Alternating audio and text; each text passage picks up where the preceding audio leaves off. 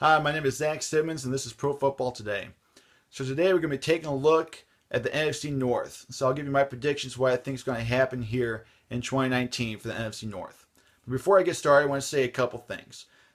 This division might be the best division in the NFC. So if anyone's ranked down at 3 and 4, to be honest, I think they can easily be a number 2 team or number 3 team in another division. But just because they're here, that's why I haven't placed that low. Now, secondly, I do have to admit I am a Bears fan. I've watched a lot of this division, but I can assure you that my predictions, my rankings, they're not biased whatsoever from being a Bears fan. I took a step back and tried to look at this division as a whole and see what I actually do believe outside of being a Bears fan. So number 4, I do have the Detroit Lions.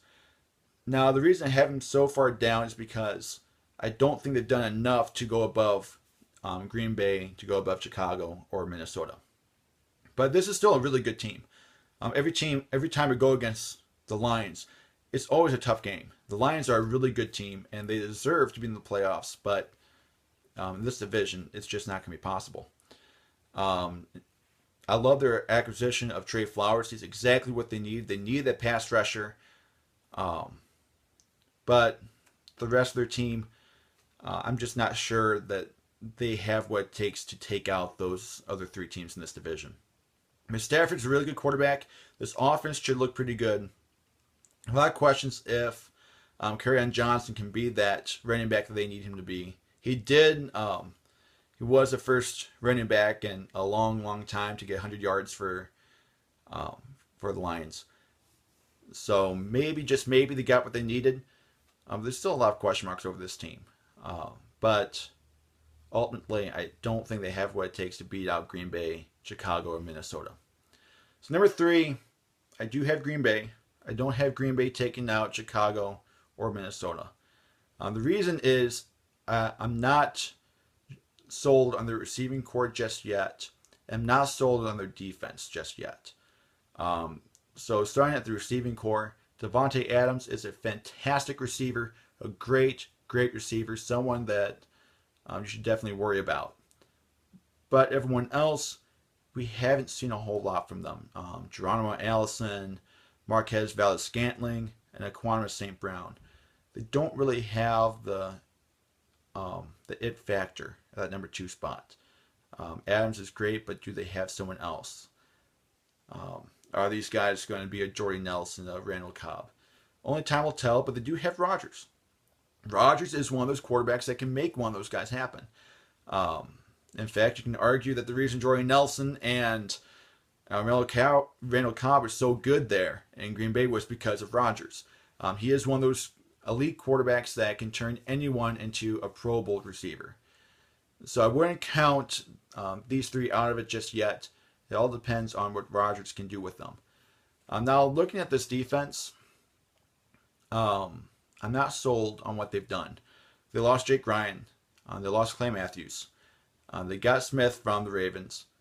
But the thing that I don't really like what they did is to get Adrian Amos there at safety. Now, I'm not saying that because I'm a Bears fan, because I'm bitter. Because, to be honest, I didn't want us to bring Amos back. I've watched every Bears game for the last few years, and I can tell you, Amos is a good, solid safety, but he's not worth the money that he was asking for. So I think the Packers really overpaid for just a decent safety that, honestly, is expendable. Looking at the entire defense last year for the Bears, I think the most expendable part was Adrian Amos. I wasn't too mad about getting rid of him. So I'm not sure it's well worth it trading away HaHa Clinton-Dix and then paying all that money for Adrian Amos. But time will tell. Maybe he'll take another step up. But if you're outside Chicago and you don't really know what I'm talking about, because Chicago, outside of the Chicago media, everyone loves Amos. Everyone thinks Amos is one of the best safeties in the league. But I can tell you, he's good. But that's really just it. He's not great. He's not elite. He's good. But definitely not worth the amount of money that the Packers paid for him. Which is why the Bears didn't get him in the first place. He wanted way too much money. when he's not really worth that much money. But ultimately, this team's a good team. Green Bay is always a force to be reckoned with. This is a good team, but they just have so many holes that I'm just not sure they can make it above Chicago and above Minnesota. But number 2, I do have the Vikings. Now, this team is a really good team and has a really, really good shot of winning division this year. But the reason I have number 2 is for the same reasons why they didn't win division last year. It wasn't Kirk Cousins. What it was it didn't have a good solid slot receiver option. They didn't have a good running back behind Dalvin Cook. Latavius Murray's a decent back, but now he's gone. And Dalvin Cook's only played 16 games in the last 2 years. That's not very good. Chances are he's probably going to get hurt again. And then taking a look at the defensive side of things, they have a good, strong defense. For whatever reason, though, they just weren't clicking last season. But they start clicking. Watch out for the Vikings because that's really what they need to storm the division this year and take out the Bears. But when it comes to the offensive side of things, though, they need that running back. And if Dalvin Cook isn't that running back, it's going to be really hard for them to make it. But a lot of people blame Kirk Cousins. Don't blame Kirk Cousins. The guy was a top 10 quarterback last year. He'll be a top 10 quarterback this year. It's not really his fault. They didn't have a running game behind them. And their defense just wasn't what they were supposed to be. Wasn't what they were back in 2017. But if they can take that step up again, if they can go back to what they were in 2017, yeah, this team can definitely win division, and it's definitely a Super Bowl caliber team. I definitely have them making playoffs, at least wild card. So now we go to number 1. I do have the Bears still here. The reason is a lot of people are saying Bears are going to regress this season. They can't be better than what they were last season. I'm not saying this because I'm a Bears fan, but I think they actually could. I think getting Clinton Dix was a better move than paying all that money for Amos. I think Clinton Dix is a better safety. I'm not saying that's a huge upgrade, but I think it's a small upgrade. And definitely look at the money. We're paying extremely less for Clinton Dix when he's a better option. Now, the one thing that really hurts the Bears is they lost Bryce Callahan. I said before in the AFC West video that Bryce Callahan is arguably the best nickel corner in the NFL, and I still believe that. Buster Skrine's a good option.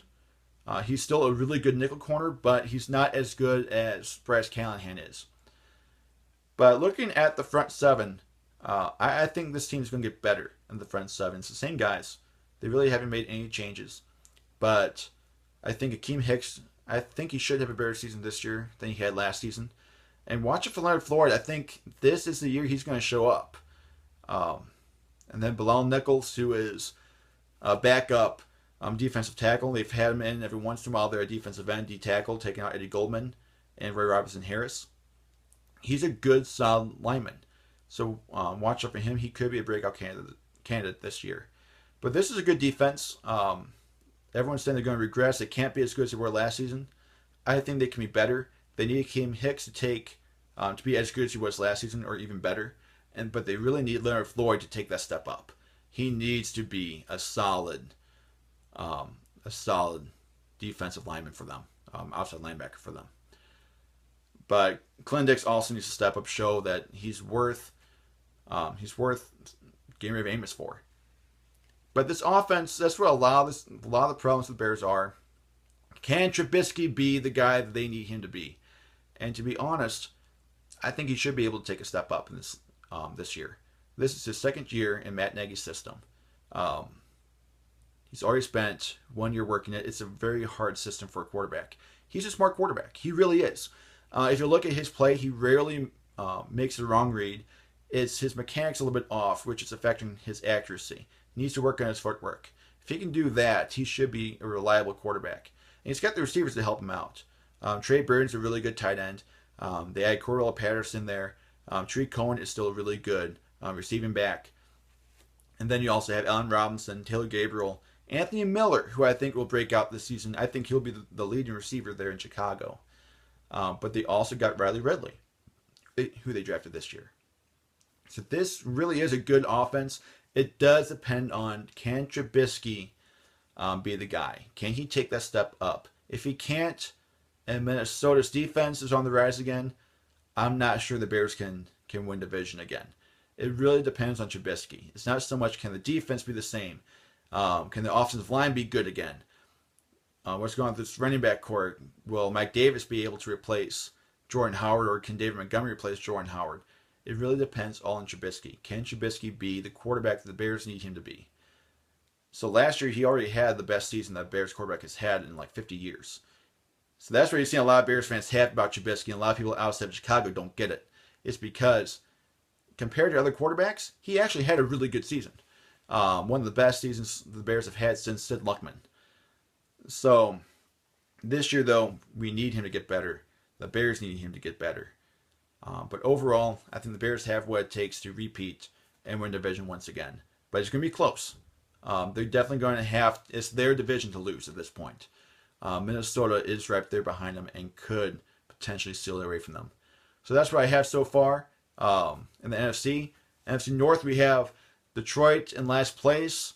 Nothing really against Detroit. This is just a really tough division, and sadly, they have to take that spot at number 4. Green Bay, they're at number 3. Could potentially, if they can get that receiving core worked out, if Amos can actually be better than what he was in Chicago, then Green Bay might be able to push for a wild card spot there. 3rd place in Green Bay. Number 2, I had the Vikings. They have a legitimate shot to take out the Bears.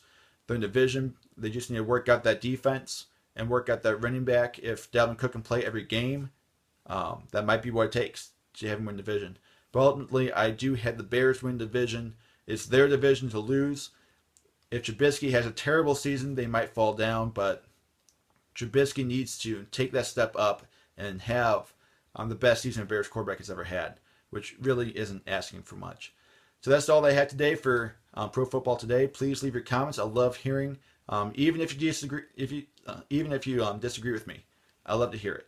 So I hope you have a really good rest of your day.